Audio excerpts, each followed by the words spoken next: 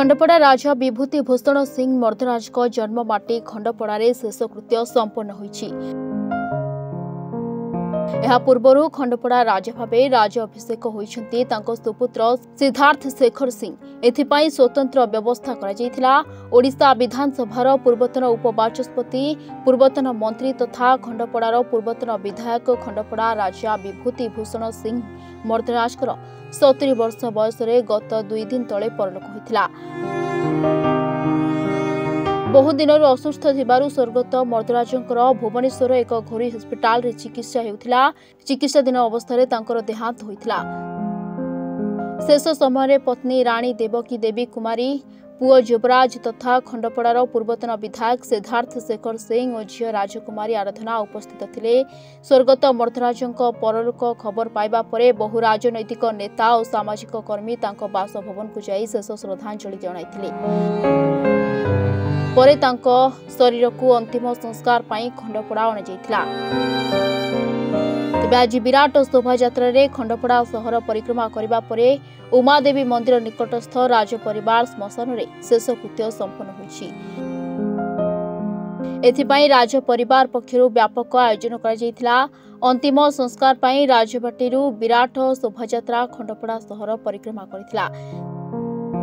शोभायात्रा रे स्थानीय विधायक दुष्मंत कुमार स्वाई एवं पूर्वतन विधायक सौम्य रंजन पट्टनायक सह खंडपड़ा अंचल हजार हजार लोक सह बहु राज परिवार सदस्य सामिल होइथिले।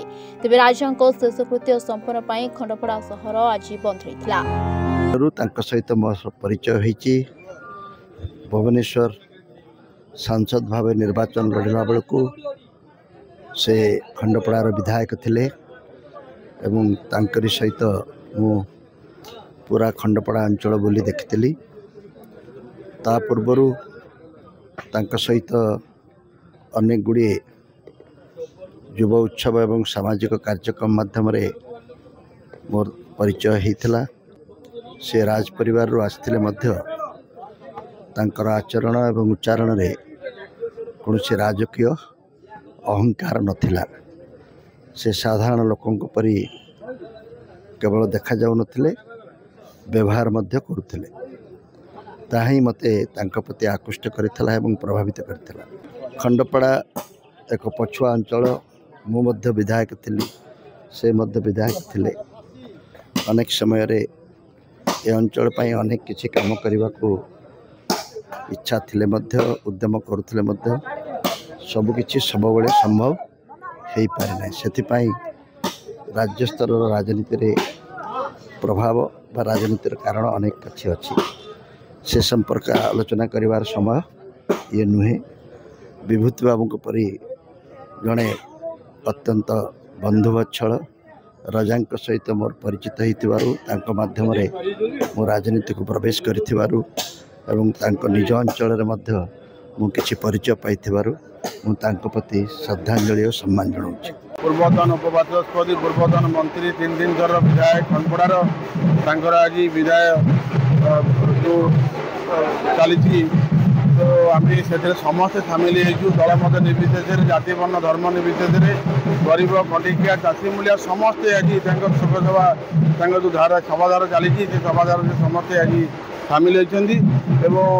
आज आम निश्चित भाव यह कहूँ जे वर्षा भी हो महाप्रभु आशीर्वाद तांकर आत्मा केमिति महाप्रभु सांगे विलीन हो जाऊ एवं शोक संतप्त परिवार को केमिति महाप्रभु इस समय असीम धैर्य दिंतु साहस दिंतु। निश्चित भाव में गोटे पीढ़ी आज सरला राजांकर हरिहर सिंह मर्दराज पर विभूति भूषण सिंह मर्दराज आज गोटे जेनेरेशन सरला। तो मुझे निश्चित भाव में यह कहबी जे से जो भाई भाव में साधारण गरीब खटिकिया चाषी मूलिया साथ मिशुले यही कथा केबे कौन सी राज्य में मतलब घटी नथिबो। पहरदिन ठोर देहांत हेले से काली अणाला बर्तमान से आईसीयू देह से अच्छा। आज जो कार्यक्रम तर पुओ पुणी थे गादी में बसिले श्मशान को नियाजिव से कार्यक्रम अनुसार सकाल भितर मंगलार्पण काम कराला। युवराज एवं युवराणी 2 जन बसिले से मंगलार्पण कर ठाकुराणी आमर जो इष्टदेवी बाउरी दर्शन कले, दुर्गा को दर्शन कले। ଆମର ଆରମ୍ଭ ହେଲା ଏପଟ ଗାଦି ଉପର କାମ। ଗାଦି ଉପରେ ତାଙ୍କର ମଙ୍ଗଳାର୍ପଣ ଏବଂ ତାଙ୍କର ଯେଉଁ ଅଭିଷେକ କର୍ମ କରାଯାଇକରି ତାଙ୍କର ଆଳତି ଉପଚାର ତାଙ୍କୁ ଦିଆଯାଇକି ତାଙ୍କର ରାଜପଗଡ଼ି ଏବଂ ଖଣ୍ଡା ତାଙ୍କୁ ଦିଆଯାଇକି ମଙ୍ଗଳାର୍ପଣ କରାଗଲା।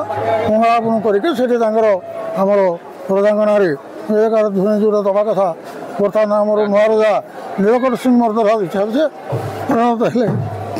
ଆମର ଆଦିତ୍ୟ ସିଂ ମହାରାଜା ହେଲେ ନୀଳକଣ୍ଠ ସିଂ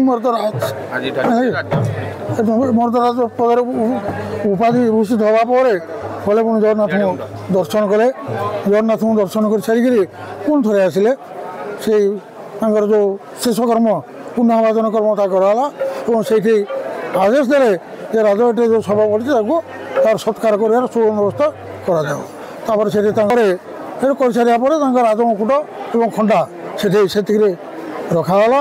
ବର୍ତ୍ତମାନ ସେ ଆସିକିରି ତାଙ୍କର ଶେଷ ଦର୍ଶନ କଲେ। ତାଙ୍କର ପରିବାର ସପରିବାର ଆସିକିରି ଶେଷ ଦର୍ଶନ କଲେ। ଶେଷ ଦର୍ଶନ କରିବା ପରେ ଜଗନ୍ନାଥଙ୍କଠୁ ପାଟ ଏବଂ ପ୍ରଭୁ ନୀଳକଣ୍ଠେଶ୍ୱରଙ୍କଠୁ ପାଟ ଫଟା ଆସି ତାଙ୍କୁ ଏଇଟା ଘୋଡ଼େଇ ଦିଆଗଲା। ବର୍ତ୍ତମାନ ତାଙ୍କର ନେବାର ବନ୍ଦୋବସ୍ତ ଚାଲିଛି। ନୟାଗଡ଼ରୁ ମାନସ କୁମାର ସାହୁଙ୍କ ରିପୋର୍ଟ, ରିପୋର୍ଟର୍ସ ଟୁଡେ।